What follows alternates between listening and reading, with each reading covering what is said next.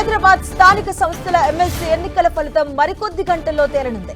ఎన్నికల బరిలో MIM party నుంచి మీర్జా రియాజ్ ఉల్ హసన్ ఎఫ్ఎండి, బీజేపీ నుంచి డాక్టర్ ఎం గౌతమ్ రావు నిలవగా బుధవారం పోలింగ్ ప్రక్రియ జరిగింది. జీహెచ్ఎంసీ ప్రధాన కార్యాలయంలో ఏర్పాటు చేసిన 2 పోలింగ్ కేంద్రాల్లో మొత్తం ఓటర్లు 112 మంది, 88 మంది ఓటర్లు తమ ఓటు హక్కును వినియోగించుకున్నారు.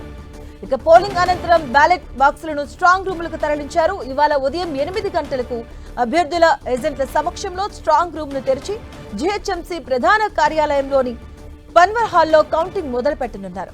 ఇక కౌంటింగ్ ప్రారంభమైన 2 గంటల్లో ఫలితం తెలబోతున్నట్టుగా అధికారులు తెలిపారు. కాగా పోలైన ఓట్లలో సగానికి 1 ఓటు ఎక్కువగా వస్తే ఆ అభ్యర్థి విజయం సాధించినట్లు ప్రకటిస్తారు. అంటే 88లో 45 ఓట్లు వస్తే మెజారిటీ మార్క్ చేరుకోవచ్చు.